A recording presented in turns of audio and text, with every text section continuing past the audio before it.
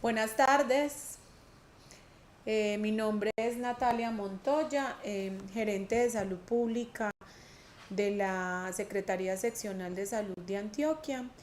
En el equipo de trabajo, las personas que estamos hoy presentes en la mesa por parte de la Secretaría, está la doctora Ligia Amparo, subsecretaria de Salud y Protección Social de Antioquia, la doctora Marta Londoño, epidemióloga de la Gerencia de Salud Pública.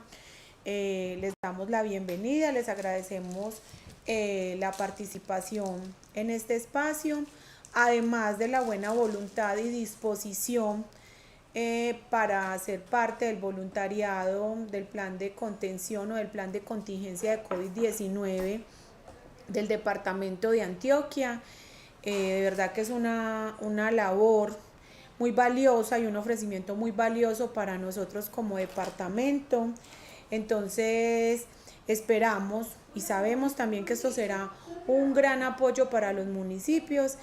Quienes han tenido la oportunidad de trabajar en territorio saben de las falencias que los municipios tienen muchas veces por el tema de recursos para contratar personas especializadas en estos temas. Sus equipos de vigilancia no son los más fortalecidos y en este momento ellos se encuentran pues angustiados en una fugia grande por el tema que estamos enfrentando. Hemos tratado desde la dirección seccional tener todo el acompañamiento, las conexiones en los comités de vigilancia epidemiológica, en los comités de sanidad portuaria, reuniones virtuales, envío de información, actualización de protocolos y documentación desde el nivel nacional, pero igual nunca será suficiente para enfrentar esta pandemia, este tema que fue repentino para todos y que quizás ninguno de los países estaba preparado para esta magnitud. Entonces, por eso reitero los agradecimientos para apoyarnos y fortalecer a los municipios en este tema de vigilancia, que quizás es el más importante en el eslabón de la identificación de casos, de contactos y la toma de medidas para intervenir estos casos y estos contactos y evitar que se expanda la cadena de contagio. Bueno, entonces terminando esta parte introductoria y los agradecimientos también a la universidad y al doctor Blanco por iniciar este proceso con la subsecretaria y ahora unirnos con la Gerencia de Salud Pública, procedo a hacerles un contexto general de lo que se ha venido trabajando desde la gobernación de Antioquia. En el plan de contingencia, desde la etapa de preparación, ahora la etapa de contención y luego procedemos a toda la línea técnica que les dará la doctora Marta Londoño, quien ha estado activamente haciendo parte desde el inicio de la etapa de preparación y ahora hace parte del comando de incidente en el seguimiento a los casos. Entonces les cuento que desde la etapa de preparación las acciones se han desarrollado en 5 grandes bloques: el tema de la preparación para laboratorio departamental, vigilancia, comunicación, servicios de salud y salud pública, con 2 temas transversales a estas líneas, que es el tema financiero y el tema jurídico, que acompañan estas grandes líneas.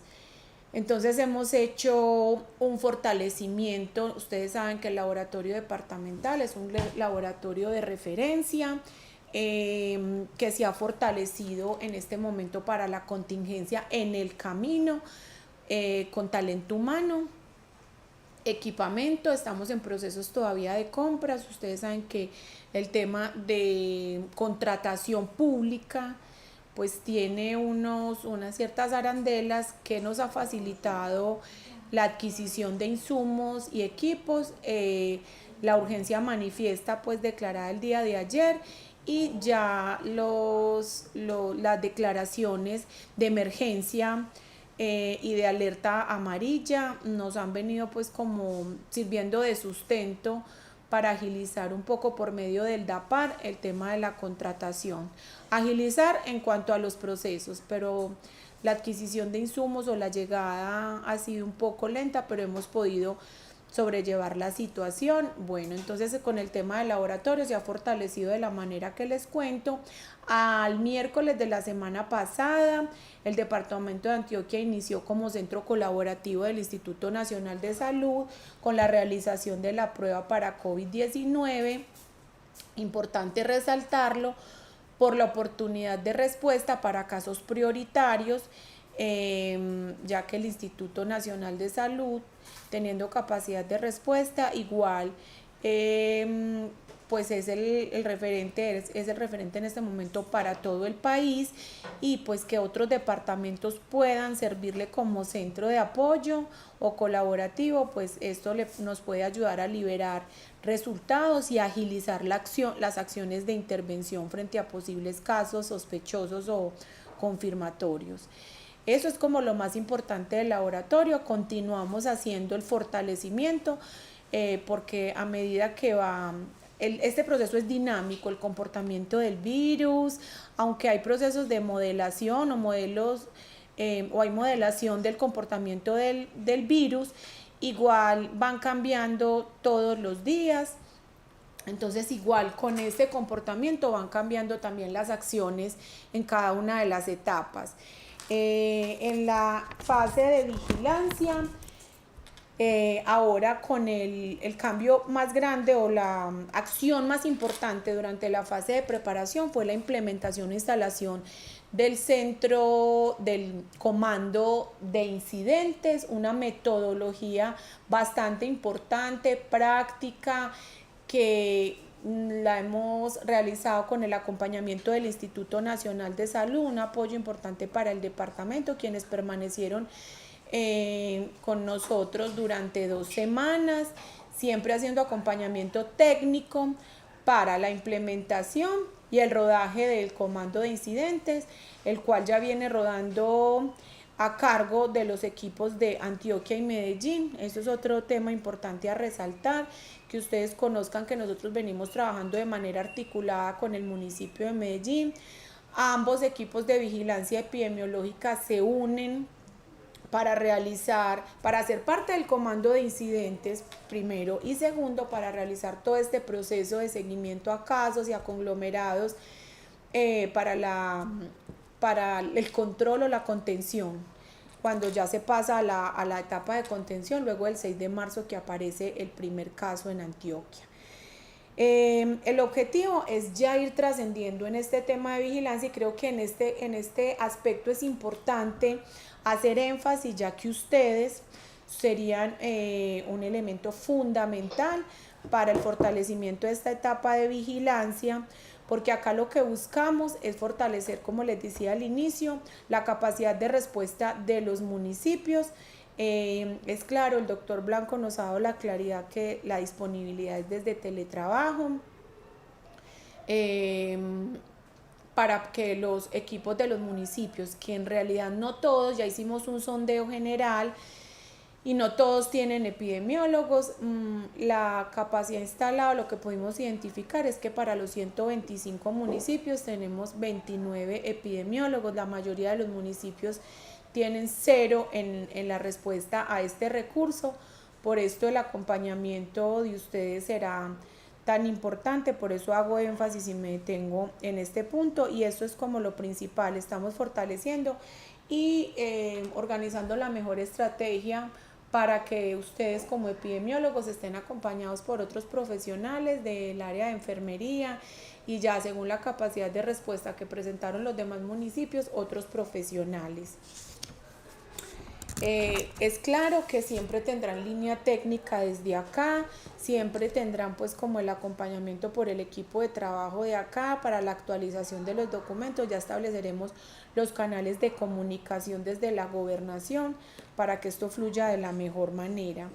En el tema de servicios de salud, desde la etapa de preparación se inició con la aplicación de una ficha con 9 grandes ítems para los prestadores de servicios de salud, donde ellos podían identificar todo lo que tenían para responder, de capacidad instalada, planes de emergencia, insumos, idoneidad del personal, número, pues talento humano, todas las acciones y todos los recursos humanos, técnicos y financieros que cada institución tenía para nosotros poder identificar dónde estaban las instituciones que podrían dar frente en un inicio a los casos. Ya ahora, cuando va avanzando la etapa de contención, todos tendremos que estar preparados, sobre todo segundos y terceros niveles, para la atención de casos. En esto se viene trabajando para el fortalecimiento desde el tema de los equipos que se requieren en caso de tener pacientes que requieran de hospitalización.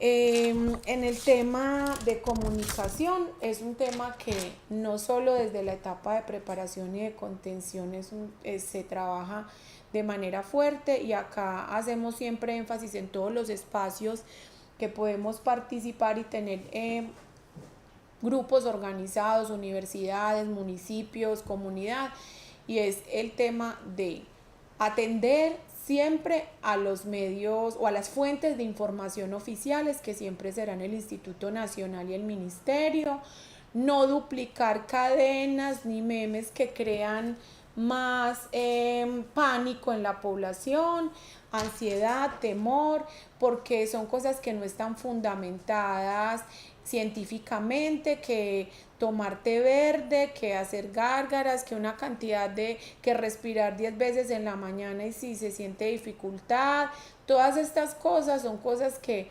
ponen a la comunidad a realizar cosas que en realidad no van a tener ningún resultado, que no están sustentadas científicamente, y en realidad las recomendaciones están escritas por el Ministerio del Instituto y se han dado de manera clara en muchos espacios: el tema del lavado de manos, el tema del aislamiento, de toser en el pliegue del codo, bueno, de no saludar de mano, de beso, todas estas cosas que ustedes como profesionales del área de la salud las conocen, el uso adecuado del tapabocas. Ahora todo el mundo anda de tapabocas por la calle, en todos los espacios, y ahora ven que hay un desabastecimiento de tapabocas, de guantes y de una cantidad de insumos de protección personal.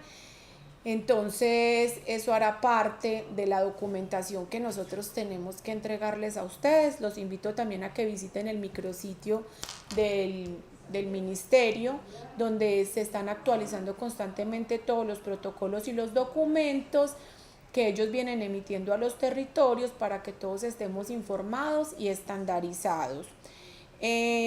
Todo eso se ha hecho por medio de comunicaciones, hemos tenido espacios radiales, en programas de televisión, información por Twitter, por Facebook, por WhatsApp, bueno, todos los medios a los que hemos podido recurrir, comunicados de prensa, para estar manteniendo informada a la comunidad. Hemos tenido varios especiales en Teleantioquia para estar teniendo informada a la comunidad y tratando pues de educar también para disminuir el miedo y la ansiedad. Esto se viene fortaleciendo en diferentes espacios. El tema de planeación en salud pública hace parte de la vigilancia en salud pública, de la difusión de este plan de contingencia, de los protocolos y de todas estas acciones que realizamos desde el comité departamental y el acompañamiento a los municipios. Y por último, el tema financiero y jurídico, que como les decía es un tema transversal, que acompaña pues como la contratación y la adquisición de insumos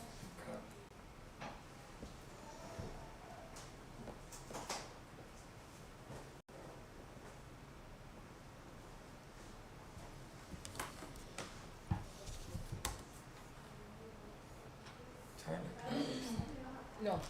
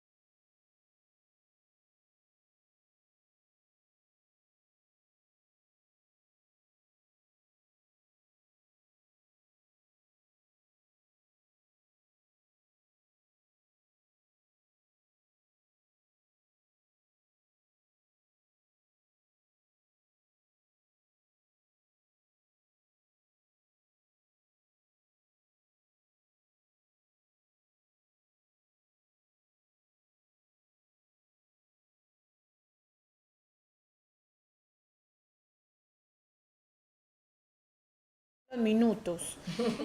Entonces ya recargamos. Bueno, no, tuvimos un problema en la conexión. No, ya iba yo terminando con las acciones de las principales líneas de la etapa de preparación y los avances en la etapa de contención. Ahora en esta etapa de contención se estructura una nueva estructura donde ya por el crecimiento del tema, el aumento en número de casos, de ingresos de diferentes municipios, ya más lejanos del Valle de Aburrá, y la cantidad de acciones que implica atender este tema, entonces nos dividimos por diferentes gerencias. Hay una gerencia para todo el tema de logística, voluntariado, transporte, elementos de protección personal, donaciones, tenemos otra de comunicaciones, otra de diagnósticos y el tema de laboratorio, otra solo de prestación de servicios para segundo y tercer nivel, lo que esto implica pues con los prestadores de servicios de salud, la disponibilidad de camas y todos los insumos y equipos que se requieren para la atención,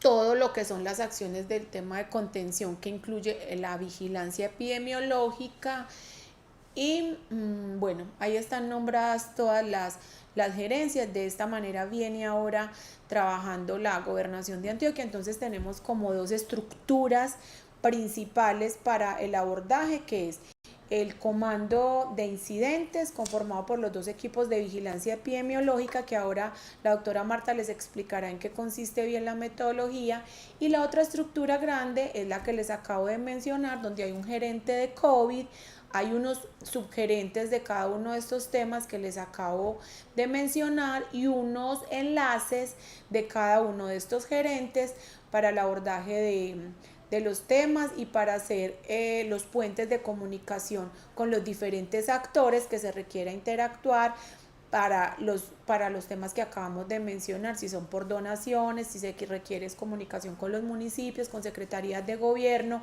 con los entes que se requieran para seguir en la gestión de esta etapa de contención que aún no termina. Yo creo que ahí están las generalidades de cómo se viene trabajando ese plan de contingencia, de la etapa de preparación, de lo que se realiza ahora y en qué vamos en la etapa de contención, y ya hay una parte técnica soportada en una cantidad de documentos que ya les referencié en qué lugar se pueden encontrar para acabar, como para complementar todo lo que la doctora Marta les va a contar, y ya nosotros procedemos en cabeza de la doctora Ligia, la subsecretaria, y del doctor Blanco, de finiquitar la logística para iniciar lo más pronto posible. Diría yo que mañana mismo estaríamos iniciando el proceso de contacto con los referentes de vigilancia de cada uno de los municipios, y también un comunicado oficial a los alcaldes y secretarios de salud anunciándoles esta estrategia, y ya en el camino que será también pues esta misma semana, porque para nosotros la semana continúa porque no se para el fin de semana, que vamos fortaleciendo con los perfiles que consideremos necesarios para que ustedes puedan orientar mejor a los equipos de los municipios. Entonces, muchísimas gracias por la atención, por la participación y por la buena disposición para el voluntariado. Lo voy a poner aquí. Muy buenas tardes. Es increíble cuando la academia se une a estos procesos, a estos momentos difíciles para el país, para el departamento, para la ciudad. Agradecemos infinitamente a todos los compañeros que están en proceso de formación, a sus docentes y al equipo completo en cabeza del doctor Jorge Blanco, esa disponibilidad de la universidad para apoyarnos. Entonces, como decía la doctora Natalia, hemos venido desarrollando un proceso. Esta mañana tuvimos un COBE, el tercer COBE, vía streaming, y es lo mismo que yo les voy a compartir, porque tenemos que hablar el mismo lenguaje con nuestros municipios. No podemos hablar de cosas distintas aquí y con ustedes otras. La tarea de ustedes es muy es bienvenida en estos momentos, porque es que la academia participe de la vigilancia de una pandemia y apoye a nuestros municipios en el sentido de asesorarlos, acompañarlos. La presencia, desafortunadamente ustedes no pueden movilizarse. Los otros epidemiólogos de campo que tenemos, cuando van al municipio y el alcalde dice, venga, ayúdeme a redactar para contener la preocupación del público, venga, ayúdame a entender esto, ¿qué hago con aquello? O sea, es una posibilidad infinita de que el grupo de ustedes en formación como epidemiólogos y sus docentes pueda acompañar estos municipios. Va a compartir entonces esta agenda, una actualización de lineamientos del instituto. Una epidemia tiene 3 etapas: una etapa de preparación, una etapa de contención y una etapa de mitigación. Y cada etapa tiene definición operativa de casos, definición a quién hacerle o no la prueba, definición de a quién seguir o no. Lo determina es la magnitud del problema. En la etapa de preparación pudimos haber avanzado en organizarnos, en coordinarnos, en planear, pero una pandemia siempre no será tiempo suficiente para prepararse uno para enfrentarla. De todas maneras avanzamos en mesas de análisis, de discusión, de procesos de concertación y coordinación. Medellín, Antioquia, estamos trabajando como un solo departamento, independientemente que Medellín sea nuestra capital y albergue una gran cantidad de población, porque es que nuestra población, los 4,5 millones, vivimos en el Valle de Aburrá. Afuera no están sino 2 millones de habitantes, entonces aquí está concentrado no solamente nuestro alto nivel de atención en salud, sino la población y con ello sus riesgos. Entonces trabajamos unidos en la etapa de preparación, en la etapa en que el ministerio del instituto asesoraban y desde la Organización Mundial cómo podríamos enfrentar y planear hasta cierto punto cómo hacer mejor las cosas para reducir el riesgo. Hablábamos hace un mes con nuestro señor gobernador, decía, bueno, ¿qué metas vamos a tener? El RO uno lo cambia en la medida en que logra contener, y el RO te va a determinar si realmente puedes ayudar a reducir el riesgo de la mortalidad. Y él decía, ayudemos a que no se muera mucha gente. Y es real, este objetivo es claro, reducir a que el riesgo de mortalidad por la epidemia. Ya lo vemos, Italia ya superó las muertes de China, España y otras realidades del mundo, cómo se está comportando esta epidemia. Y eso depende de la actitud y el esfuerzo de cada uno de los seres humanos en cada país.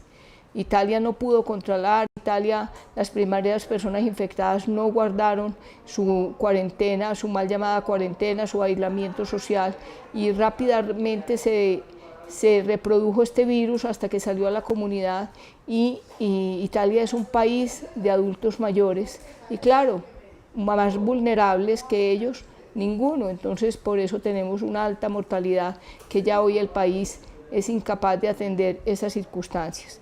Esta etapa de preparación a Colombia le tocó en avance de ver realidades de otras partes del mundo, de tener lecciones aprendidas de otras partes del mundo, el modelo de Corea, el modelo de Japón, el modelo chino y el modelo de Italia, que es el último, y el modelo de España, sin desconocer que el mismo continente tiene otros modelos. El modelo de México no hay que descuidarlo porque han logrado contener más que otros países. Entonces es un aprendizaje colectivo, un aprendizaje mundial.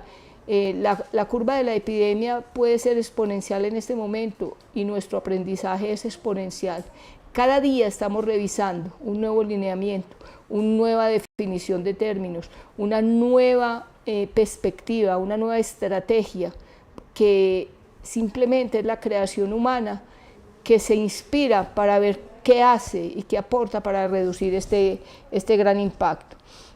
También vamos a hablar de que la Organización Mundial nos define unos pilares importantes y ahí se enmarca la estrategia de cualquier país del mundo. Vamos a hablar de un poco del modelo, cómo lo ha desarrollado Antioquia, qué retos tenemos en el departamento y modelos de comunicación del riesgo y algunos compromisos que se puedan hacer por parte de ustedes. Vamos a suspender en el momento en que se diga, esto no es una camisa de 11 varas, ustedes en la academia han revisado mucha documentación, han leído muchos documentos que les permiten tener una visión del comportamiento del evento o de la parte clínica o de la perspectiva social o de la perspectiva económica. Pero cuando uno está en terreno y está viviendo lo que estamos viviendo todos, es muy diferente, porque el libro te dice algo, pero la realidad te muestra cosas que no las vamos a ver escritas. Por ejemplo, hoy cualquier municipio nos dice, estamos en una situación social en riesgo, hay un paciente en X municipio y simplemente sus moradores quieren que ese paciente se vaya de ese municipio porque no es originario de ese municipio, quieren que se vaya y este es un chico de 11 años, eso no está escrito en los libros. Eso estaba escrito de pronto cuando pasamos la epidemia de VIH y SIDA, o de lepra, o de cólera, o de viruela en los años atrás, pero que hoy en día quiera la población expulsar un chico de 11 años que está apenas recuperándose de una infección respiratoria aguda, de acabar de salir de un hospital, de estar en tránsito en un municipio y quiera lincharlo y que se vaya de ese municipio, eso no está escrito y eso es lo que nos estamos abordando. O, por el contrario, que tengamos municipios que el señor alcalde dijo, yo cierro la epidemia en mi municipio y simplemente no dejo entrar a nadie. Y ya llevan más de 7 días municipios en que no entra ni sale nadie. Ese señor alcalde tomó la decisión, ok, yo sí hago mi cuarentena, pero claramente. Entonces son medidas que en cierta medida nos van a favorecer. Tenemos una semana, si nosotros no lo logramos en esta semana, se nos va a desbordar, se nos abre el tercer anillo de control y esto ya se vuelve en la etapa de mitigación. Entonces voy a compartirles la última revisión que nos mandó el doctor Franklin, es el director de gestión del riesgo del Instituto Nacional de Salud, y con él nos está asesorando permanentemente a los departamentos, y el martes tuvimos una teleconferencia redefiniendo los casos, quién es caso, quién es no, a quién se le aplica una ficha, a quién se le aplica otra.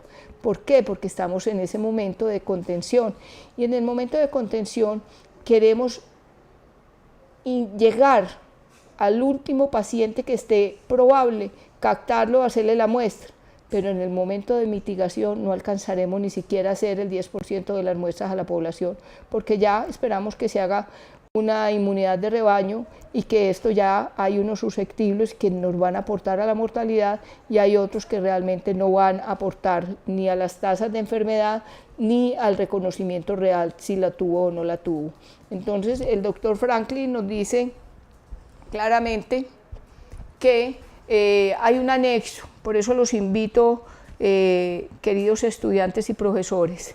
Nuestra página oficial es la página del Instituto Nacional, y allí usted entra y además de darle las estadísticas al minuto y día actualizadas, encontrará una carpeta que se dice coronavirus, y allí vamos a encontrar documentos técnicos, documentos estadísticos y lineamientos y formatos o instrumentos que debemos diligenciar para documentar la epidemia. Entonces es importante tener eso presente, muchachos, de que para que no impriman. 1, no podemos dañar más árboles. 2, no es necesario porque mañana quizá ese lineamiento se ajuste.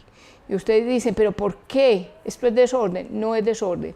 La epidemia es un proceso tan cambiante y que transforma tanto el quehacer y el que vivir de la vigilancia que se tiene que actualizar. Entonces, en este momento tenemos el anexo instructivo para la vigilancia, es un documento muy agradable de leer, es un documento de 20 páginas, la última versión sale el 18 de marzo y ahí es donde nos redefinen nuevamente los casos, quién es un caso 348, quién es un 345 y quién es un 346. Y en el segundo momento es de que el instituto tiene una ficha que le ha denominado investigación epidemiológica de campo. Y aquí hubo un debate hace un mes exactamente, estábamos en un debate, si hacer una investigación epidemiológica de campo presencial.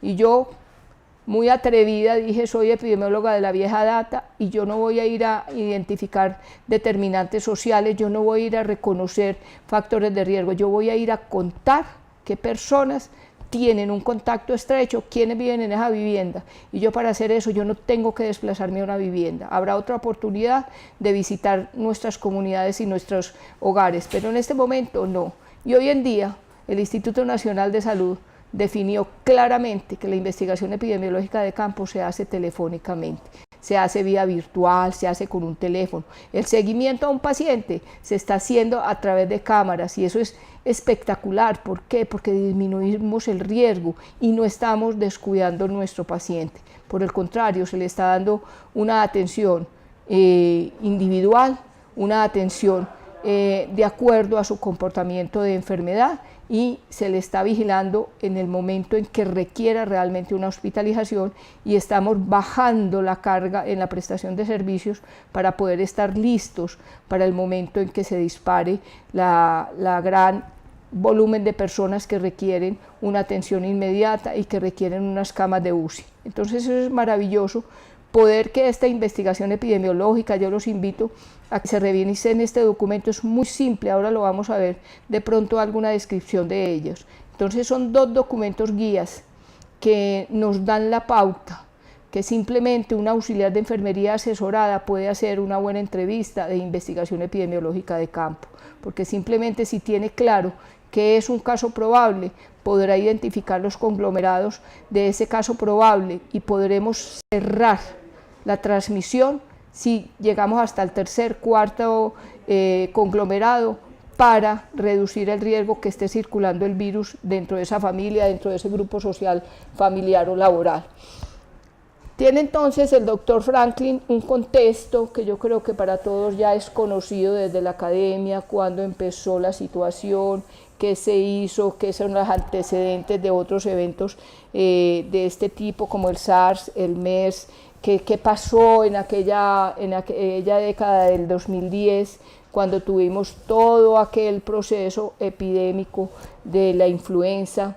Y lo triste es que hoy el mundo está pidiendo la vacuna, está pidiendo un tratamiento para el coronavirus y anualmente nuestro país, nuestro departamento bota dosis para la influenza porque las personas que tenemos programadas para vacunar no se vacunan y hoy estamos pidiendo vacuna para el coronavirus cuando desechamos la vacuna para la influenza. Igualmente tenemos el oseltamivir para hacer un tratamiento rápido y reducir el riesgo de complicación y muerte, y tampoco lo usamos. Y entonces estamos a gritos, denos vacuna para el coronavirus, denos un tratamiento, hagamos algo. O sea, en el desespero estamos desconociendo el proceso de atención de epidemias previas, el proceso de contención de un sarampión, pero seguimos insistiendo que hay que hacer cosas como mágicas para detener esto, y es realmente que cada uno haga lo propio. Entonces hace un recorrido por los diferentes momentos hasta que la OMS lo define como una alerta, inicialmente de nivel moderado, y hasta que define claramente el doctor Teo, quien es la cabeza de la organización, y le define al mundo, estamos ante una ESPI. Una ESPI quiere decir, tenemos una epidemia con un evento de interés internacional. Cuando esto sucede, entra a aplicarse el Reglamento Sanitario Internacional, que espero que se lo lean porque es muy importante conocer el alcance de un Reglamento Sanitario Internacional. Salió en el 2006. ¿Y qué significa esto? Que cada país que firmó el reglamento, son 194 países que firmaron el reglamento, se comprometen a hacer las acciones definidas y orientadas y asesoradas por la Organización Mundial con su equipo no solamente de ejecutivos, sino su equipo de técnicos profesionales especializados, que son los que lideran el manejo de una epidemia o una pandemia. Y es así como el reglamento nos exige a Colombia dar un comportamiento y hacer las acciones necesarias para dar respuesta a lo definido en el reglamento. ¿Y qué es lo definido en el reglamento? Es que tenemos que cumplir con unos elementos mínimos, pero además nos dice que los gobiernos podrán adecuar sus recursos y hacer la planeación financiera acordes a las necesidades para detener la pandemia e invertir en cosas que anteriormente no se hubieran podido hacer. Como les decía la doctora Montoya, en este momento todos los decretos presidenciales, el decreto de nuestro gobernador, todo nos ayuda a que en los municipios se pueda fortalecer la vigilancia epidemiológica. Entonces, ellos no lo han visto todavía, la necesidad de que tengan una enfermera, que tengan un médico, porque muchas veces nuestros municipios tan pequeños como una Concepción que tiene 4.500 habitantes, pues tiene sus 3 médicos del hospital, sus 4 o 5 auxiliares de enfermería, una enfermera jefe, y en la Secretaría de Salud o Dirección Local, que además le toca atender a educación, a deportes y todo lo que tenga que ver con lo social, solamente tiene o una profesional que es la secretaria o el secretario, tiene un gerente de sistemas de información o un estadístico y pare de contar. Entonces uno dice, ¿y entonces quién hace la vigilancia rutinaria de todos los eventos de inmunoprevenibles, de enfermedades transmisibles, de salud mental? Entonces es una recarga grande y ahora le cae de que además tiene que hacerle un seguimiento diario a un paciente porque llegó de Italia. Y esa persona ya que dirá, ¿y por qué se fue? ¿Para qué se fue? Pensará esa persona. Y ahora me toca llamarlo todos los días, a mañana y tarde. Ya se le ha aumentado la temperatura, cambió la tos o qué hizo. Y entonces a veces estaremos enfrascados en toda esa rutina diaria que no vemos el universo y solamente estamos múltiplemente atareados y esa persona pues está desconociendo la realidad, que de pronto le llegue a su municipio una persona infectada, no se haga la acción de contención y se convierta en un problema de salud pública a ese municipio. Esa es una tarea importante, es apoyar ese municipio, es acompañarlo a que entienda esa Secretaría de Salud que está en Peque, en Abriaquí, en cualquier municipio de nuestro departamento, en Argelia, en Nariño, por enumerarles algunos municipios distantes de la cabecera municipal. ¿Por qué? Porque el Valle de Aburrá ya está resuelto, Medellín tiene resuelto el problema hasta el momento, o sea, tiene unos equipos de respuesta inmediata, tiene un grupo grande de epidemiólogos, Envigado tiene una estructura maravillosa, ha avanzado muchísimo, Sabaneta, aún con pocos recursos ha avanzado, La Estrella, Itagüí, Girardota, Barbosa, Copacabana, o sea, dijéramos que nuestros municipios del Valle de Aburrá han avanzado mucho, ya están manejando casos, están haciéndole seguimiento a viajeros, están haciéndole seguimiento a personas de alerta de 346, o sea que dijéramos que en nuestro Valle de Aburrá hemos avanzado un poco en nuestro oriente antioqueño, pero no hemos hemos avanzado en Urabá, que sí, Urabá ya se organizó, Urabá se maneja como un eje bananero completo con sus 10 municipios, excluyendo un poco a Vigía y a Murindó por sus realidades, sus distancias y sus circunstancias. Pero entonces en esta medida les quiero hacer entender que nuestro departamento de 125 municipios es tan diverso, tan extenso, que agrupándolo en las subregiones, aún así nos quedamos cortos de ver cuál es la necesidad grande de cada uno de esos municipios. Y cada uno tiene una realidad y una disponibilidad de recursos, una población diferente, una idiosincrasia y unas posibilidades o unas oportunidades diferentes. Entonces, no hay municipios chiquitos para la pandemia, no hay municipios grandes para la pandemia, hay unas realidades socioculturales, económicas, políticas que nos van a determinar cómo cada municipio va a enfrentar o no esta situación, que es real, porque todavía tenemos gente en el sector que dice, ay, eso no pasa nada, se van a morir 10 y ya, esto va a seguir. No, la realidad es otra. Entonces ustedes que están en la academia, que habrán podido avanzar un poco en el modelaje matemático, en la interpretación de estos modelos matemáticos, que unos son más extremistas, otros son más optimistas, entonces ustedes se darán cuenta que esto es una situación real. Entonces en el instituto se inicia con definir las alertas tempranas, entonces se hace una sala de análisis de alertas tempranos, la SAT, se intensifica la vigilancia de la infección respiratoria aguda, se hace activación de la SAR, La SAR es la sala de análisis de riesgo, que ahora les digo cómo está constituida a nivel nacional, y se definen procedimientos nacionales de respuesta, incluida la que determina el señor presidente, declarándonos en una cuarentena hasta el 13, con posibilidad de irnos a otra nueva cuarentena, quizás no todo el territorio, quizás no todos los conglomerados poblacionales, pero sí, dependiendo lo que pase en esta semana que viene, es la que nos va a determinar si nos vamos a una cuarentena total, si continuamos en esta situación o qué va a pasar. Y entonces el instituto activa el centro de operación de emergencias, eso es igual como lo estamos manejando aquí. Este es el del martes, ahora les voy a mostrar el día de hoy, porque me dicen, ah, no, Marta, yo ya entré a la página y esa no es la realidad. Es simplemente para que ustedes vean la diferencia, como el martes teníamos identificados 378 casos, 3 muertes, 7.240 casos descartados en Colombia, 40.890 confirmados en las Américas y 338.307 casos en el mundo. Para nosotros los epidemiólogos es fascinante poder tener la información al día.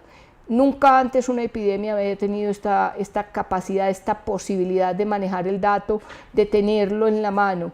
Entresen a la página de Johns Hopkins, que es el que le va a dar, ellos están haciendo modelaje matemáticos, ellos están avanzando mucho en la mirada matemática a la pandemia, y ellos mantienen actualizado el mundo, pero la Organización Mundial también te actualiza cada 12 horas la información, y nuestro país es hermoso que no nos deja atrás, y Colombia está actualizando la información diariamente, al día. Ayer oía una de esas cosas que mandan por esos chats, que en Colombia se murieron 700 personas por el coronavirus y el gobierno no lo está escondiendo. Nosotros le seguimos, hacemos pesquisa de cada una de las personas que nos fallecen en un hospital o en su domicilio, y empezamos a entender, bueno, de qué se murió, por qué se murió, le hicieron la prueba para coronavirus. ¿Por qué? Porque tenemos que vigilar la mortalidad en este momento, por qué evento se está dando. Y recuerden que en este momento, infórmense en que en este momento estamos en pico epidémico de influenza, entonces es concomitante dos cosas, y la gente se va a llenar de terror de saber que se mueren las personas esperadas por la influenza, y entonces la gente cree que todo el que muere por gripa, por problema respiratorio, es coronavirus, y a la gente hay que enseñarle, explicarle que es una cosa o la otra. Entonces es maravillosa esta información. Nosotros así les vamos a presentar nuestro visor, lo acaban de lanzar ayer ante nuestro gobernador.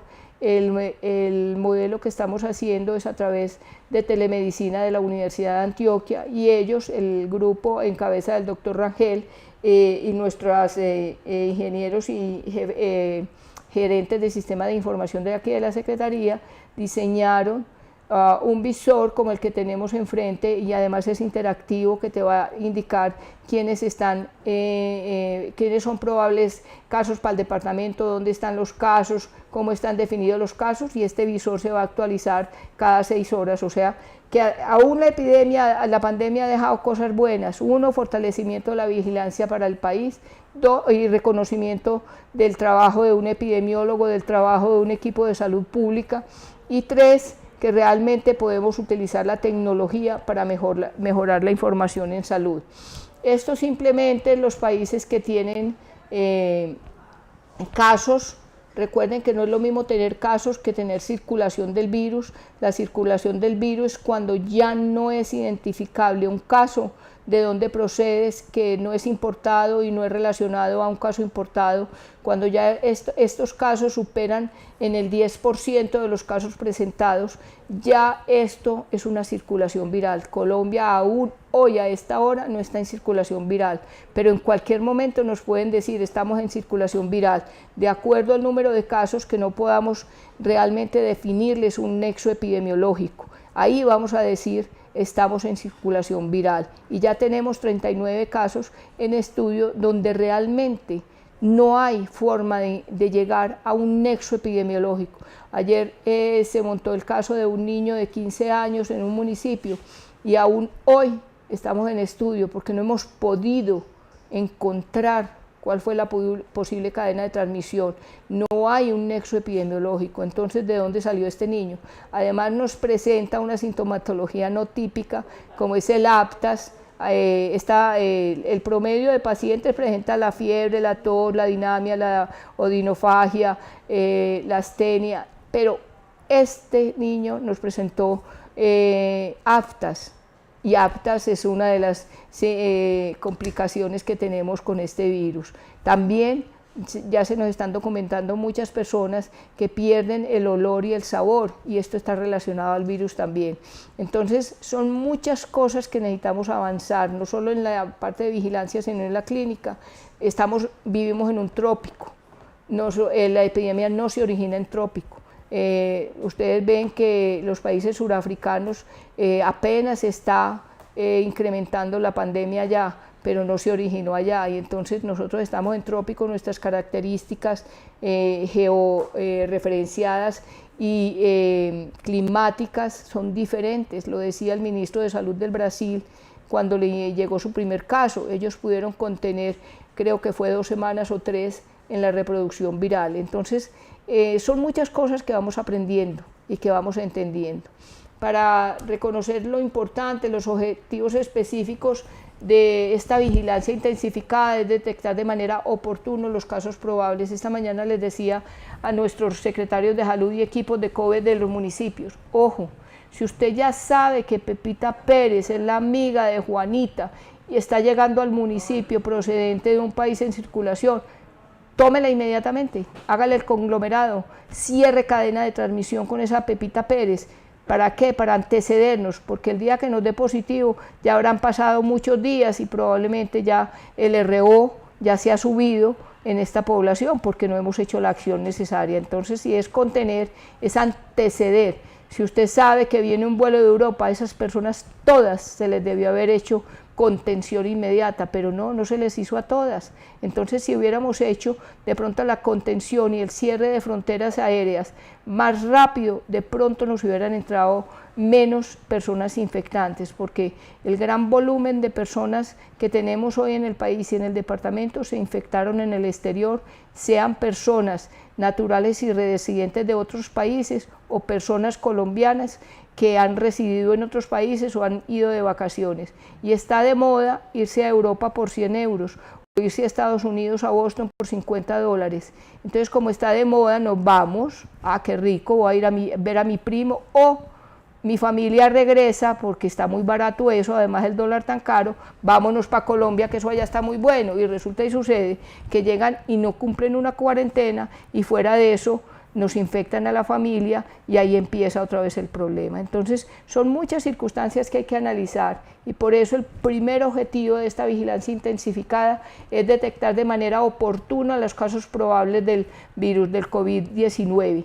El segundo objetivo es fortalecer la vigilancia por el laboratorio de la IRA grave en unidades centinelas y en hospitalización y en UCIs, o sea, toda persona que en este momento está hospitalizada en nuestro país por un problema de infección respiratoria inusitado, esa persona hay necesidad de tomarle la prueba inmediatamente y identificar realmente si esa persona cumple con criterios de caso como es el haber viajado fuera del país en los últimos 14 días o haber tenido contacto estrecho con un viajero procedente de estos países en los últimos 14 días.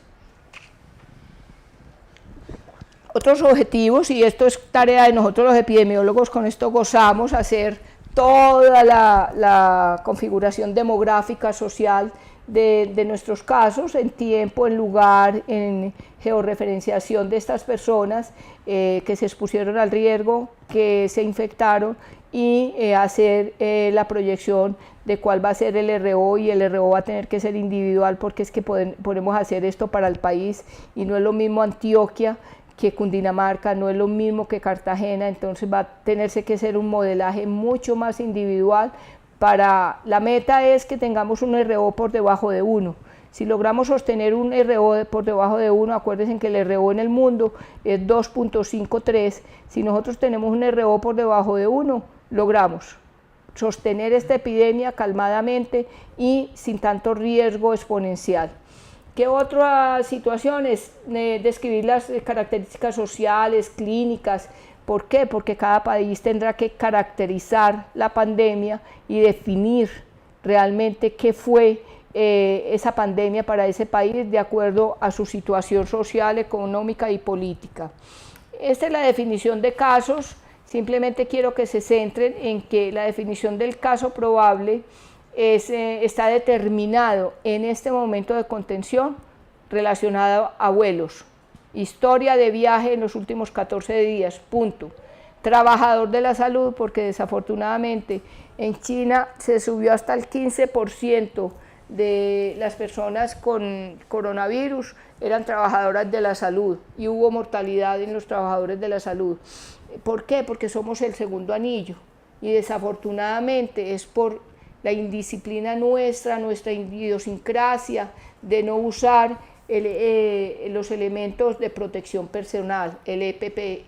¿Por qué? Porque no nos ponemos la mascarilla. Ayer analizábamos la situación de uno de los hospitales y encontramos que teníamos un paciente hospitalizado, se le diagnostica el coronavirus y el odontólogo revisó al paciente en su cama de enfermo y el odontólogo no usó la careta.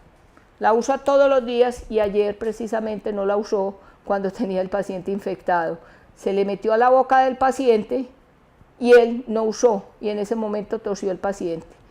Ese doctor se tiene que ir a su casa en aislamiento de su familia, en aislamiento social, familiar, y lo tenemos que seguir cuidadosamente porque es un contacto estrecho ya claramente definido y hay que vigilarlo ante cualquier síntoma. A él hay que hacerle el examen cuando presente los síntomas y si sigue asintomático, al 7º día, que se cree que es la mayor carga viral, hacerle la prueba. Entonces, así de sencillo se nos están poniendo en riesgo nuestros prestadores de servicios de salud a cualquier nivel, profesional, especializado. Hemos tenido profesionales especializados de diferentes especialidades con una alta exposición al riesgo. Unos porque se fueron de paseo. Aquí hubo 18 parejas en el país que se fueron de un paseo muy lindo que compraron hace un año, se fueron a Turquía y ya hemos identificado 10 personas positivas en el país y cuántas otras no habremos identificado. Para Antioquia tenemos 4 de esas personas y son grandes especialistas, pero por otro lado, otros grandes especialistas que no tienen sus precauciones de bioseguridad.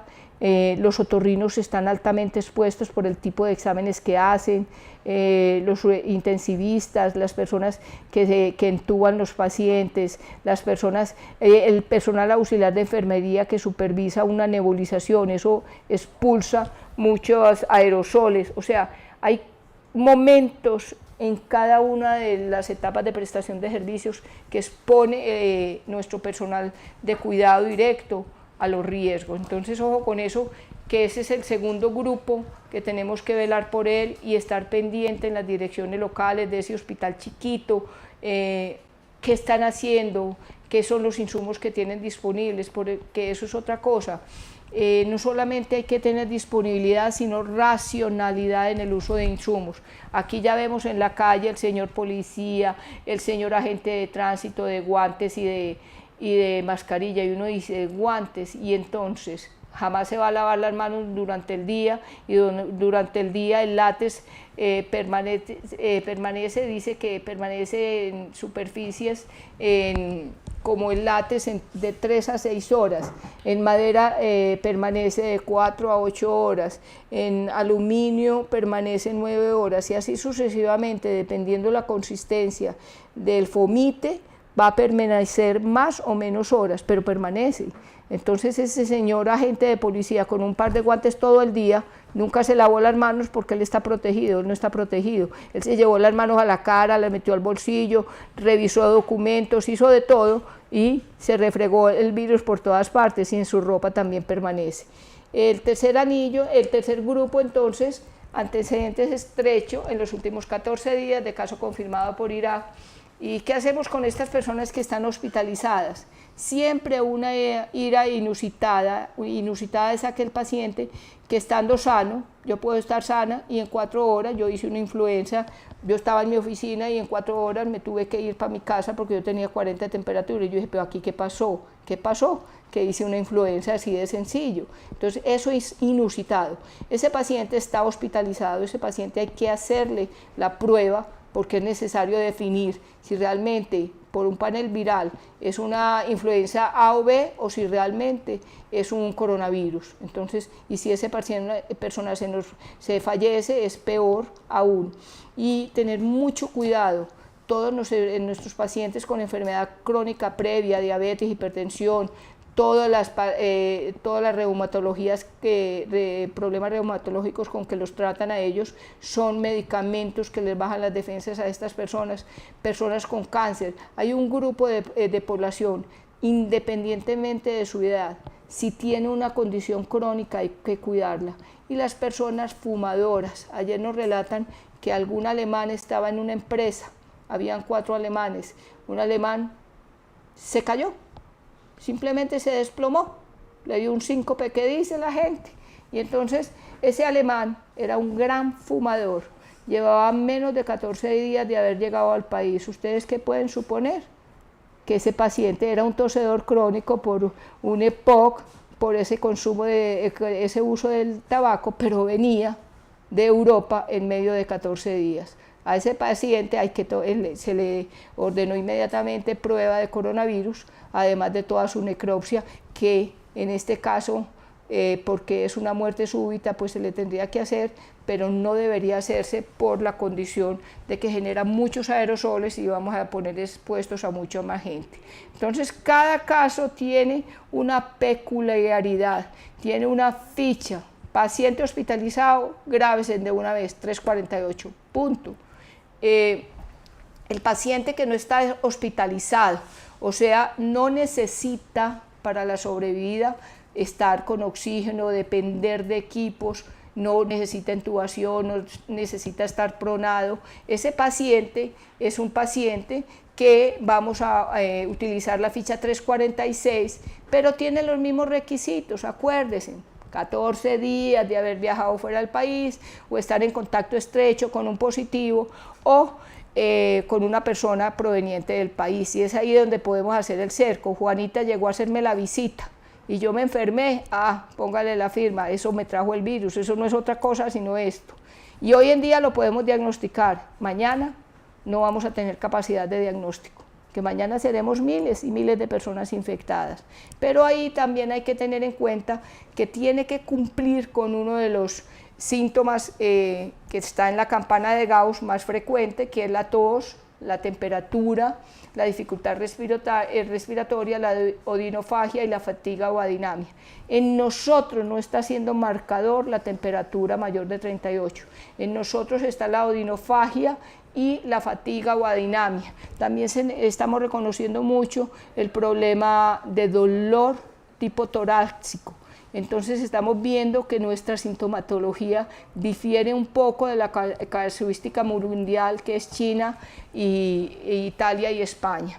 Hay diferencias, entonces a esa persona le llenamos la ficha 346. Una definición 3 es muerte probable, ya lo dijimos. Toda persona que muera por infección respiratoria aguda habrá que hacerle un estudio completo y habrá que hacerle la prueba. Definiciones de contactos estrechos, importante que se aprendan cómo es que uno no investiga todo un avión, sería imposible. ¿Qué es contacto estrecho? En una cruz, mirando hacia adelante del avión, hacia la cabina, hacia el piloto, 2 personas hacia adelante, 2 personas hacia atrás, 2 personas a la mano derecha, 2 personas a la mano izquierda, ojo con el pasillo que es donde circula toda la tripulación. El piloto por lo general no hay que estudiarlo, él vaya en su cabina y por condiciones de seguridad él tiene puerta, entonces él está ya guardado. pero la señorita azafata que nos da el café o el señor que nos brinda el café o el agua, ese sí hay que estudiarlo. Entonces hay que empezar por pedir listados en los aviones. Afortunadamente en este momento no hay vuelos. Ustedes no se saben lo difícil que es tener de la aeronáutica, de las compañías aéreas, de Migración Colombia, estos listados de pasajeros. Y lo peor es que cuando uno ha viajado internacionalmente le piden hasta el examen de conciencia, y en los documentos esos teléfonos no sirven.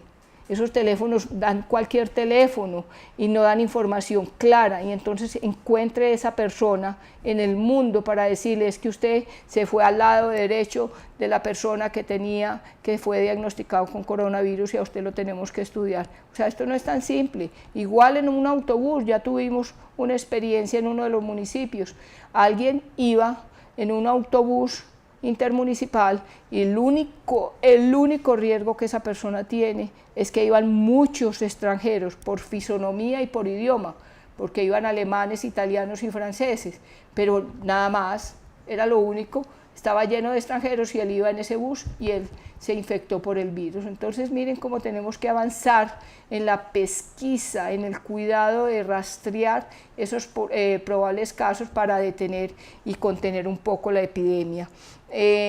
Entonces, en los barcos también hemos tenido las pesquisas. ¿Qué es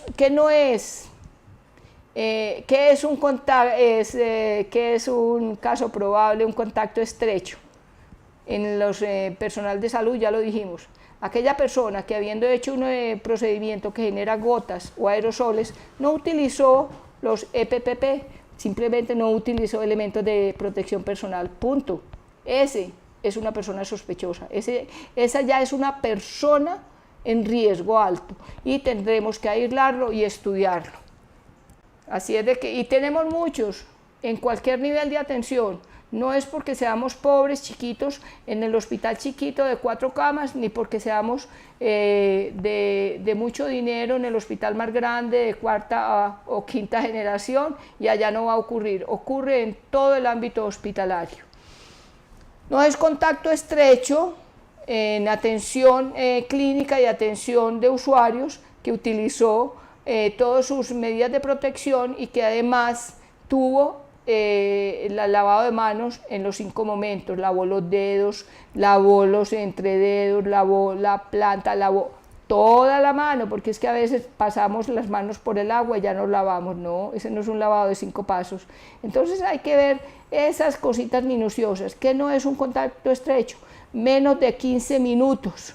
El ejemplo claro fue el señor alcalde y lo hago público porque fue público a la prensa y a todo el mundo, el alcalde de Popayán. Hubo que tener fotografías para identificar si cualquiera de las autoridades municipales o departamentales nuestras estuvo en contacto estrecho y si había que hacer la prueba y aislarlo. Y eso es lo único que nos determina a qué distancia estaba. Si usted está en una mesa de trabajo y las mesas por lo general tienen 1,5 metros, pues entonces retírese un poco hacia atrás de su compañero, mantenga la distancia para no ser un contacto estrecho. Se dividen en 2 los contactos estrechos, en el que tiene síntomas y en el que no tiene síntomas. ¿Por qué? Porque eso va a determinar en qué momento tomamos la prueba. Entonces yo estoy infectada y mi compañera de trabajo no tiene síntomas. Mi compañera de trabajo, entonces se le hace la prueba a los 7 días de yo haber iniciado los síntomas. ¿Por qué a los 7 días? Porque ahí es donde viene, la carga viral empieza en el 2.º día en adelante y al 7.º día se espera que ya hay una buena carga viral y la prueba es altamente sensible, entonces va a evitar los falsos negativos. Y a quien tenga síntomas y es un contacto estrecho, hay que cerrar ya la cadena, simplemente esa persona también va a aislamiento y se le hace la prueba inmediata. Entonces es la diferencia, que hacemos las pruebas a los 7 días o inmediatamente con síntomas. ¿Ay, señora? No, que ahorita me las 2 cosas. Bueno, estas son las definiciones de caso confirmado, pues claramente es el que está definido al que se le hace la prueba, que si la prueba rápida, acuérdense que las pruebas rápidas leen es IgM, IgG y no nos van a decir sino que estuvo en contacto con el virus. La prueba del coronavirus es un PCR en tiempo real, es una radiografía de hoy en el momento y nos va a decir lo tiene o no lo tiene. Entonces es importante que cuando definamos el caso confirmado es por la prueba de laboratorio definida para Colombia. Creo que nos vamos a avanzar. Importante definir si el caso es un caso importado, un caso relacionado con importación, un caso de fuente desconocida y un caso en estudio. Es importantísimo esto para ver en qué momento esto se nos sale afuera del control de la contención y estamos en mitigación, cuando ya tengamos circulando el virus. Entonces la investigación epidemiológica se llama IEC, se hace una ficha de investigación, una entrevista al paciente o a las personas cercanas. Si durante la investigación epidemiológica de campo se identifica que una persona tiene sintomatología que requiere hospitalización, la ficha no va a ser 346 sino 348. Y se toman las muestras de acuerdo al tiempo de cada paciente.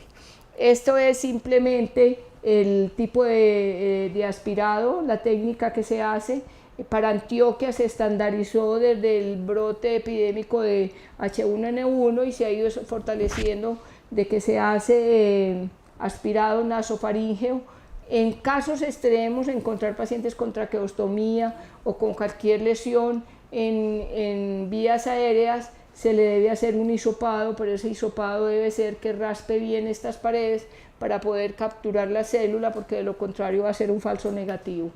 Las muertes por COVID ya se sabe que no se hace corte con muestras para anatomía patológica y que realmente se requiere es que esa persona lo más pronto posible sea cremada, porque no podemos permitir que se hagan muchos aerosoles y que estos servicios funerarios sean con muy poca gente. Desafortunadamente nos tocó la parte emocional, moral, religiosa, espiritual, y que no podemos hacer nuestros rituales de acuerdo a las costumbres y creencias de cada ser humano.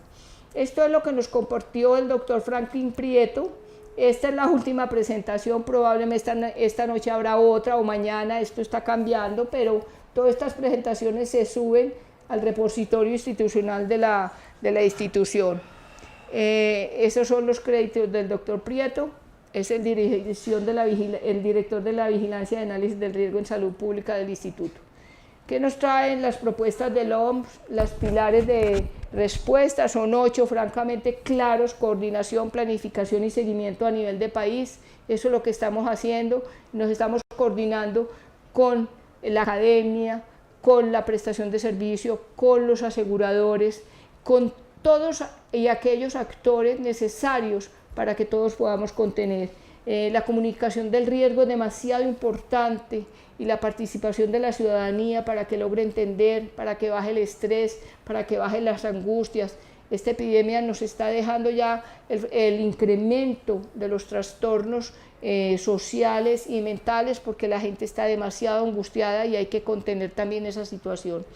El tercer punto es la vigilancia epidemiológica y la investigación epidemiológica con una respuesta rápida. O sea, si nosotros detectamos un caso hoy, hasta que no entendamos los conglomerados y no estemos con ese municipio trabajando, nosotros no nos paramos de la sala de análisis del riesgo. Pueden ser las 12 de la noche, pero nosotros continuamos hasta que no lo tengamos claro y se empiecen a hacer las acciones. Cerrar los puntos de entrada, eso está claro, eso contiene. Fortalecimiento de los laboratorios, es muy importante para el departamento dar a conocer que el departamento de Antioquia fue fortalecido en su laboratorio departamental y ya el departamento está leyendo pruebas y ha habido una buena concordancia con las pruebas enviadas al Instituto Nacional. Eso nos acredita de que podemos seguir disponiendo de la prueba localmente y en el futuro apoyar a otros departamentos que tienen menores recursos y talento humano preparado. La gestión de la prevención de infecciones, por supuesto, las IAS hay que controlarlas en nuestros hospitales. La gestión de los casos, ya les vamos a mostrar cómo gestionamos un caso, y el apoyo de operaciones, todo el aspecto logístico, y tener los planes de contingencia y el mecanismo de financiamiento. Cada peso que se invierte en la pandemia hay que documentarlo, no solamente por las CIAs, sino para que cada país y cada departamento pueda decir, invertí tanto dinero en la contención, tanto dinero en la preparación, y ahora voy a invertir tanto dinero en la mitigación. El modelo de trabajo que se está desplegando en la Secretaría Seccional de Salud de Antioquia para enfrentar la pandemia es el siguiente. Entonces estamos trabajando con la metodología comando de incidente, reestructura toda la parte jerárquica de la institución. Nuestro director general es el gobernador, pero podría llegar a ser el alcalde de Medellín, y estamos en Antioquia. ¿Cómo así que el alcalde manejando Antioquia? No, es que es el incidente, no es al departamento, sino al incidente.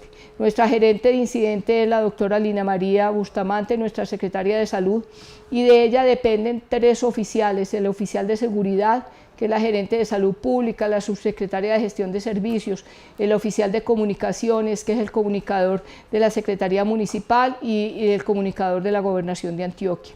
El oficial de enlace, que es un profesional universitario de la Secretaría de Salud y otro de la Secretaría Departamental. La logística y la financiera, claro, ellos tienen que estar encargados de todo el proceso de gestión de los recursos, y está en los profesionales, tanto de Medellín como de la Secretaría Seccional. En la planeación, el líder de vigilancia epidemiológica de la Secretaría Municipal está Rita Almanza, y para Antioquia estoy yo. Nosotros estamos encargados de la planeación de toda la parte de vigilancia, y debajo de nosotros están los equipos de respuesta inmediata. O sea, hay un referente que coordina estos equipos, este trabajo de campo, tanto para Antioquia como para Medellín, y debajo de este están los epidemiólogos de campo, y está nuestro laboratorio de salud pública. O sea, nosotros tenemos una estructura no jerárquica, es una estructura de manejo de incidente, y aquí en la planeación es donde se desarrolla la sala de análisis de riesgo. Nosotros estamos preparados para trabajar 24/7, cada día se intensifican más las acciones. Nosotros abrimos la sesión, estamos operando en el 12º piso al lado del señor gobernador, y nosotros abrimos la sesión con todos los pendientes que hay el día anterior, con nuestros casos nuevos. ¿Cómo aparecen los casos nuevos? El instituto nos dice el día anterior o las horas anteriores, en este caso esta tarde, nos dice: por favor investiguen estos 10, estos 15, estos 20 pacientes, investíguenle dónde está la IEC, dónde está la ficha, analicen bien y hágame una píldora de resumen. Una pildorita es simplemente decir que es Pepito Pérez, tantos años, cuál fue su nexo epidemiológico, de dónde procede, cuándo iniciaron síntomas, y con eso es una píldora que el instituto verifica la información que tiene ese resultado del laboratorio. Y luego una ficha que se llama la ficha OPS, que también es muy demográfica, y relaciona la procedencia y los vuelos, el itinerario de estas personas. Nosotros tenemos 15 minutos para tener esta información lista para el instituto. Cuando el instituto tiene la totalidad del país de esta píldora y esta ficha OPS, el instituto sale a medios a través de un comunicado de prensa, o han visto que han salido el ministro o quien él delegue, a decirle al país entero: tal departamento aumentó tantos casos, es una mujer o es un hombre de área rural, de área urbana o de tal municipio. Y esos son los únicos que están autorizados para hablar de casos. Nuestro gobernador de Antioquia, cuando nosotros vamos en la avanzada de identificar, él ya está preparado para hablar con sus alcaldes, y habla con cada uno de los alcaldes y le dice: tenés un caso nuevo de coronavirus, es una mujer o es un hombre. Pero más allá, el gobernador ni siquiera sabe cómo se llama, si es Pepito o María, y el alcalde tampoco va a saber si es Pepito o María.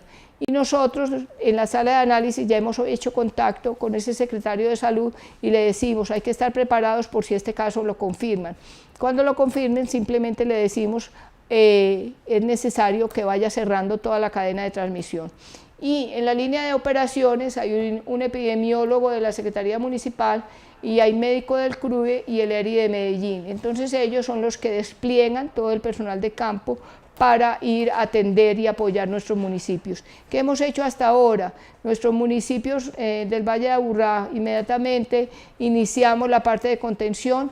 Hay epidemiólogos que estuvieron visitando las secretarías de salud, fortaleciéndoles a las acciones de vigilancia, los planes. ¿Para qué? Para que estuvieran listos. Pero una vez que esos municipios tienen un caso positivo, inmediatamente ese epidemiólogo se va a trabajar con la Secretaría de Salud y ese epidemiólogo hace las veces del representante de gobernación en el municipio, porque no solamente va a ayudar a la Secretaría de Salud, sino que el señor alcalde se ampara en él, en ese profesional especializado, para que le dé línea, para que lo oriente, para que le ayude a contener los ánimos de la población o para que le ayude a entender este proceso. Entonces es un dinamismo, es una posibilidad de nosotros los epidemiólogos del accionar en toda la salud de una población, independientemente si vamos a hacer una acción como epidemiólogos o desde la perspectiva de la epidemiología social. En ese orden de ideas, nosotros cuando nos llega un caso positivo, este es un caso hipotético, simplemente las iniciales, porque todo se maneja con iniciales, su cédula, la edad, su estado civil, número de hijos, qué tipo de trabajo desempeña y dónde reside. Y realmente empezamos a hacer una reseña del viaje, donde fue todo el itinerario, casi que nos volvemos guías turísticos para saber si estuvo en aquella ciudad o en aquel país y definir claramente dónde estuvo y con quién estuvo. Y luego también entonces definimos si esa persona inició síntomas o no. Ya aprendió la lección. Desarrollamos la línea de tiempo. Lo importante que se tenga claro, y es un mensaje que hay que transferirle a nuestra gente en los municipios, porque tenemos municipios que tenemos secretarios de salud que no tienen perfil en salud y entonces para ellos es difícil. Ya nuestro gobernador maneja la línea de tiempo como nada. Simplemente es decirles, partan toda la información desde que la persona se fue, pero un día especial es cuando le inició el primer síntoma, el día que se sintió maluquito, que tuvo carraspera en la garganta como la que yo tengo, pero es que ya llevo 5 horas hablando. Entonces, cuando tengan ese primer síntoma, de ahí se parte, de ahí partimos al estudio de contactos.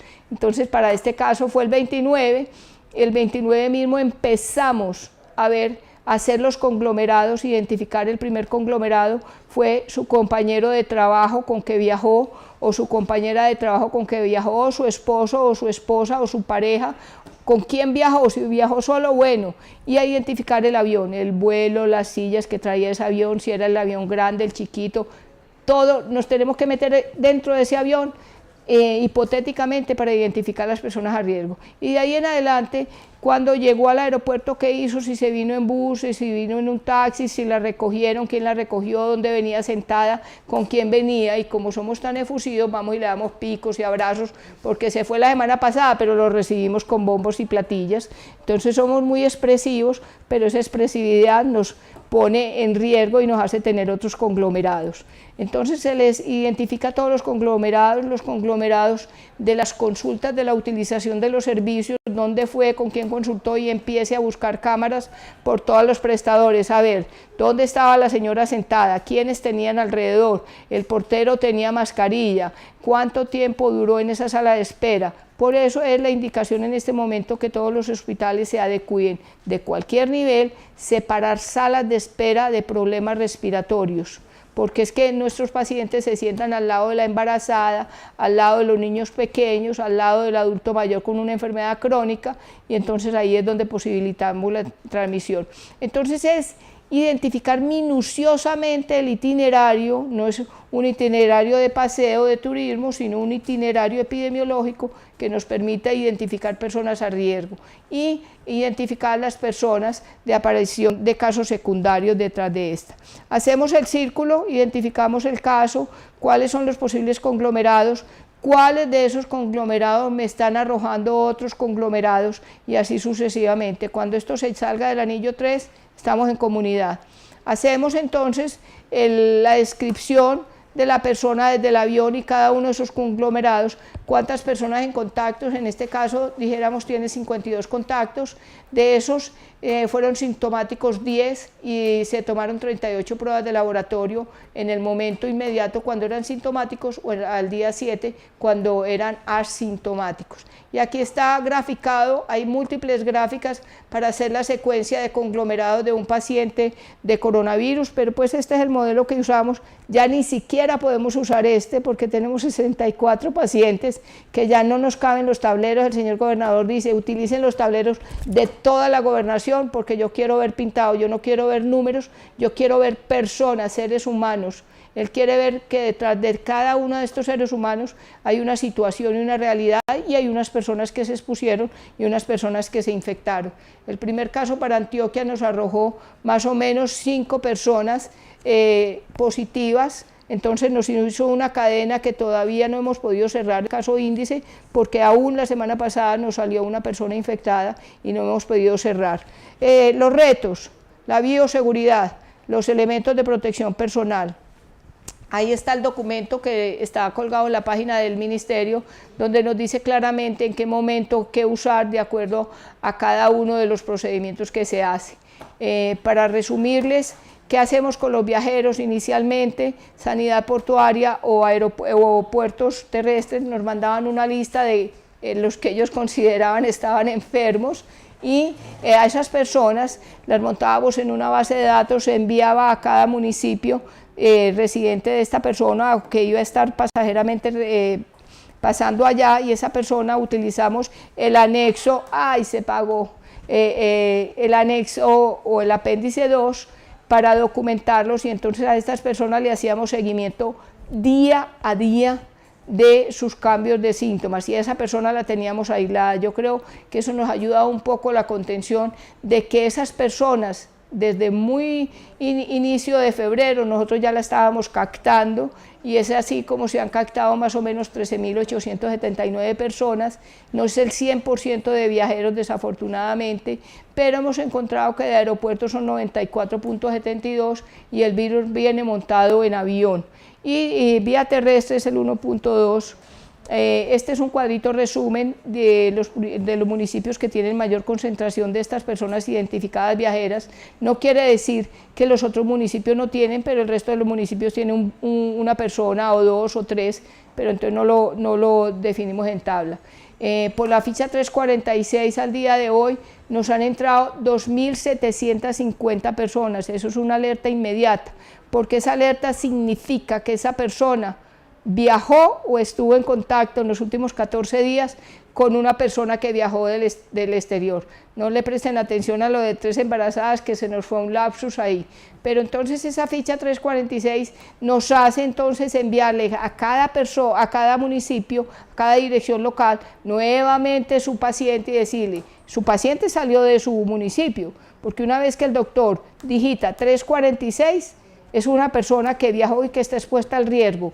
Esa persona entonces la tiene que seguir el municipio en las mismas condiciones que sigue al viajero, o sea que tenemos un gran volumen de personas que seguir. Este es el apéndice 2, afortunadamente no tenemos sino 2 instrumentos que el instituto nos define, 3, la ficha, sea la 345, 346, 348, la investigación epidemiológica de campo, o el apéndice 2. Este es el apéndice donde cada persona, cada línea es una persona, y va hasta la semana, hasta el día 14 de seguimiento. Este es el lineamiento de que les dije, esta es la ficha epidemiológica de campo. Lo que más se le ruega a un municipio es que tiene que tener letra clara, que tiene que definir cuándo hizo la investigación, el itinerario, la fecha de inicio de síntomas, identificado muy bien el paciente.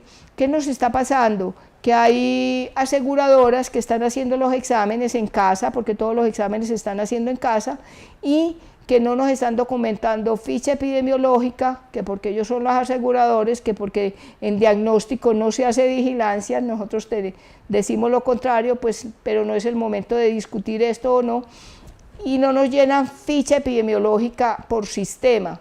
Al no llenarlo, entonces a nosotros nos llega un resultado que dice Pepito Pérez, y busque a Pepito Pérez en el departamento de Antioquia. Entonces eso nos dificulta la vigilancia, la oportunidad de la vigilancia.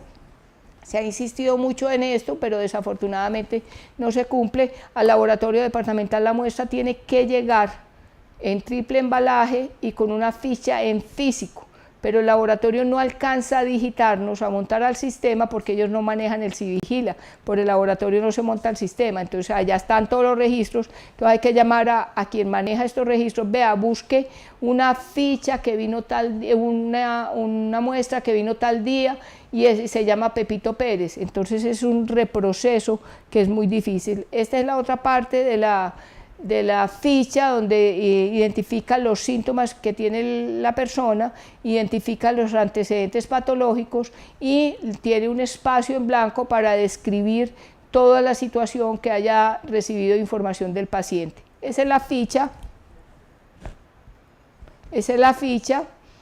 Este es el documento técnico que les recomiendo por favor que se leen, que digieran, si tienen preguntas por favor nos dicen, al principio no es fácil para nadie, pero lo vamos entendiendo y no es un documento técnico difícil de entender. Ahí vienen las definiciones. Este documento puede estar ajustado con respecto a la presentación que les mostré, entonces tengan mucho cuidado.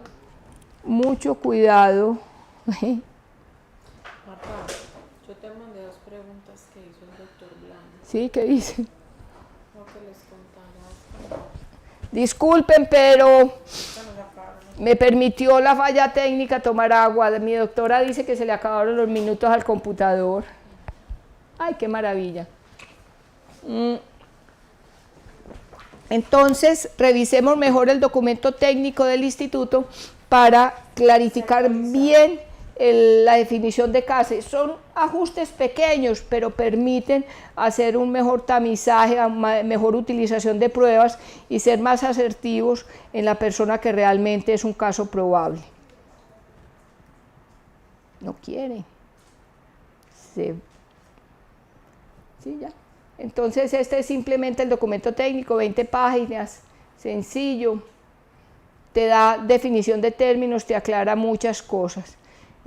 Con el laboratorio, ya les dije, nuestro laboratorio es un laboratorio de referencia para el país y se está leyendo la prueba. Pero tenemos retos, porque es que nuestros municipios no todos tienen una disciplina, un orden, una organización, nos mandan fichas muy mal diligenciadas y fichas que hay información errada, información borrosa, el laboratorio no puede recibir una muestra, entonces se va a perder una muestra porque yo venir desde PEC con una única muestra y que me digan no se la recibo porque la ficha no está bien diligenciada, y eso nos viene desde el nivel nacional donde nos hace énfasis en la calidad del dato y eso es demasiado importante y nosotros como epidemiólogos lo sabemos claramente. Entonces esto simplemente se los coloco para que tengamos de respaldo cuando, no es que yo hice las cosas muy bien hechas, hoy una segunda muestra de un caso positivo, porque lo hacemos seguimiento a los 14 días, el laboratorio no lo recibió y nosotros todos sentados que ya esa muestra, porque necesitábamos tomar decisiones, no, entonces vuelva a llamar al hospital donde está hospitalizada la paciente, por favor vuelvan y manden, ya limpiaron esa ficha porque no se entendía la ficha. El modelo de comunicación, entonces este sí está al día, no sé si ahora más tarde montaron casos nuevos, en el país tenemos 470 casos, 4 muertes, 7.986 descartados, tenemos que 268 casos de los 470 vienen importados, 166 son casos relacionados a estos importados y tenemos en estudio 36 casos de los cuales ya hay 2 para Antioquia. Esta es la curva. Se hace con base en casos, porque ustedes saben que no podemos montar tasas con este número de casos, sería algo muy horrible de montar una población de 6 millones con 60 casos, y ahí tenemos 4 casos fallecidos, las personas en su gran mayoría están siendo atendidos en casa, un 92%, y pocos hospitalizados, y ya se ha documentado en el departamento 2 personas recuperadas. ¿Qué significa? Que la segunda prueba dio negativa, pero tenemos personas que la segunda prueba dio positiva. Eso se hace a los 14 días de inicio de síntomas y en esa segunda prueba entonces esperamos otros 7 días para volverle a tomar una prueba y ya hay pacientes que dicen, a mí no me van a volver a poner esa manguera. Entonces, imagínense en la vigilancia, uno con 3 pruebas nasofaríngeas, aspirado nasofaríngeas, eso no está muy bueno, pero hay que hacerlo para poder, no se curan los casos, eso es un error, salir a medios, decir, tengo curados mis pacientes, no, mis pacientes están recuperados, recover como se dice en inglés, y no llegamos a un recover en el mundo del 50% todavía. Y ahí está, por hombre y mujer, los señores van más al exterior que las señoras, tienen más negocios internacionales que nosotros, pasean mejor, tienen más plata, la corbata hace la diferencia a la falda, entonces ahí les cuento que esa es la diferencia. ¿Qué más tenemos? Modelitos en nuestros municipios son un lujo, es fantástico trabajar con los municipios, ver esa creatividad, ese esfuerzo, esa lucha, ellos abren PMU, ellos están trabajando 16, 18 horas, un alcalde a medianoche le responde a uno, un secretario de salud a las 4 de la mañana, uno lo llama y ahí está, y ellos a su vez nos llaman y nosotros estamos disponibles, o sea, ha sido un proceso de comunicación muy lineal, muy horizontal, que nos ha permitido tener ese contacto real con esa autoridad sanitaria municipal o esa autoridad de municipio y poder decirles, tengo esta situación, ayúdenos. Y este es un ejemplo de cómo socializa Envigado su gestión del riesgo. Esto es socializar la gestión, comunicar el riesgo, se llama comunicar la gestión del riesgo, y aquí simplemente sin señalar a nadie ellos están diciendo qué pasa en su municipio, pero esto es otra cosa más bonita que este es apartado, y diría uno en Urabá no hacen tareas, no, Urabá es un lujo, Urabá va volado, mire cómo nos, en una gráfica tan simple le cuentan a la ciudadanía cómo está su situación real. Esto era lo que les queríamos compartir. Probablemente hay preguntas, probablemente no, pero por favor, doctor Blanco, ¿qué pregunta le ha hecho su equipo de estudiantes y profesores? Cuéntenos. Por último, y que no se vuelva, ay, y esto, no trajeron el mouse, ¿no es cierto? Saquémoslo de aquí. Queríamos compartirles, muchachos, cómo la Secretaría Seccional a través de nuestro modelo de atención domiciliaria, de telemedicina, de atención domiciliaria a través de la telemedicina, ha avanzado la Universidad de Antioquia el modelo en tenernos ya unos visores, háganse de cuenta, a uno le da escalofrío cuando lo presentan, y es tener un visor igualito al John Hopkins o a la Organización Mundial o al mismo Instituto Nacional. Tenemos hoy en día un visor que se va a actualizar cada 6 horas y nos va a dar cuenta de la problemática en el departamento de la pandemia, tanto de las personas en riesgo. Si este aparato permitiera, yo les mostraba, porque todavía no está al público. No nos va a permitir, vamos a ver, vamos a cerrar esta a ver si nos permite. Aquí.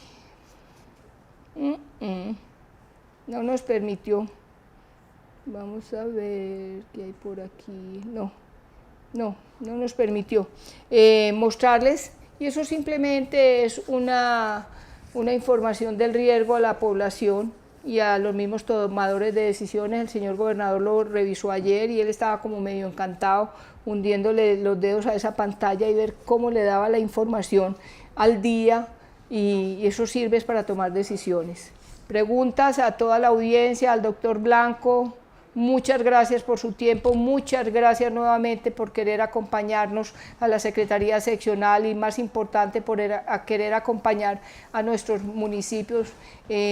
Afortunadamente la vía virtual permite muchas cosas, pero con la Secretaria de Salud y con la doctora Natalia Montoya vamos a hacer una organización de cómo empezaríamos a hacer este trabajo virtual hacia las direcciones locales menos no menos desarrolladas, a mí esa palabra no me gusta, Con menos recursos, con menos oportunidades, más distantes de la cabecera, y que tienen menos riesgo de llegar un caso de estos, pero que tienen que estar listos igualmente. Creo que van a tener una experiencia maravillosa, ojalá ustedes en la universidad como académicos la pudieran documentar, porque esas son las lecciones aprendidas que nos va a dejar para la epidemiología del futuro. La epidemiología que me tocó a mí fue a punto de barrotes, pero la que me está tocando hoy en día es a punto de la tecnología y eso es maravilloso. Muchas gracias. Las preguntas que hacemos. ¿No se puede? No, porque por medio del doctor, el doctor había puesto dos cosas, pero por medio del doctor damos el correo electrónico. Venga. Igual no, en el chat no quedaron... No crearon preguntas. No, pero voy a dar el correo electrónico, Marta, para que, o a través del doctor, que el doctor, por favor, doctor Blanco. O telefónicamente, llámelo. Podemos que él recoja, si me perdón, que El él mío. recoja las preguntas de los compañeros. ¿Lo está escuchando? Sí, lo más factible es que a través de la vía Sí, él streaming... está escuchando. Entonces, que él recoja las preguntas de todos los voluntarios, porque en realidad el número inicial eran 23, veo que habían conectado 50, entonces quedamos a la espera de que ahora el doctor nos confirme el número de personas, porque de esto depende la distribución de municipios que hagamos. Hay algo inicial y es que Valle de Aburrá no le haremos distribución por obvias razones, Y Oriente por cercano. capacidad instalada de estos municipios, entonces necesito que me confirme si son las mismas 23 Que me llame. iniciales o ya se complementa, y la recolección. Está preguntando por el chat el doctor Blanco. Ponle mi número para que nos llame por teléfono. Hay dos preguntas que yo te envié acá en el chat. Ah. Que eso es lo que te estoy viendo de la técnica, que les contaras. Yo te las mandé. Por favor, les recuerdo. Usted tiene 2 gerencias ya. Natalia, es muy importante que Marta les explique bien cuál es el procedimiento paso a paso que debe seguir el municipio de la sospecha, ya se lo dije. Capacitación, estudio, notificación, ya se lo dije, seguimiento. Yo creo que es importante, ya como lo dijimos, el doctor recoge las inquietudes y entonces podemos hacer una conexión por Meet, que es más sencilla. Cuando tengamos la parte logística, ya ahorita la finiquitamos, la oficialización por medio de la Secretaría de Salud y la recolección de las preguntas, hacemos una conexión por Meet, puede ser mañana en la tarde, y ya vamos en el camino afinando el proceso. A ver, yo le digo, tenemos 23 municipios del suroeste. Entonces, en este momento necesitaríamos como mínimo 22 personas disponibles para asignarles un municipio del suroeste. Nos reunimos con esas 23 personas y les decimos, ¿no? Les decimos cuál sería la capacidad del municipio más o menos conociendo la región, y que ustedes ya les entregamos el correo electrónico, el número de teléfono de ese secretario de salud y cómo empiezan en una conversación. En el sondeo que se hizo municipal están los contactos de los coordinadores de vigilancia epidemiológica y de cada uno de los secretarios. Ya esa logística nosotros la afinamos con el doctor Blanco y programamos otro encuentro ya para socializar todos los aspectos logísticos y para las respuestas a las preguntas que se presenten. Les hago una invitación a que revisen la documentación para que podamos tener preguntas ya claras luego de este bosquejo general de lo que se está haciendo y de lo que se tiene en bibliografía, ya podamos responder ya preguntas más precisas. Y si alguien quiere ir a campo, sí, si alguien está dispuesto a ir a campo, a las secretarías de salud y hacer un acompañamiento más directo desde las secretarías, nos lo mandamos, porque podemos disponer del transporte y lo mandamos con un epidemiólogo inicialmente. Con un epidemiólogo de los que ya están acá, entonces ya eso es parte de la logística que organizaríamos. Ya ustedes hablan con el doctor Blanco, les cuentan su disponibilidad y las inquietudes con que cuentan. Yo creo que ya podemos dar por terminado el espacio. Muchas gracias a Ligia Amparo por la conexión con el doctor Blanco, al doctor por la disposición y a todos ustedes por su voluntad. Feliz tarde.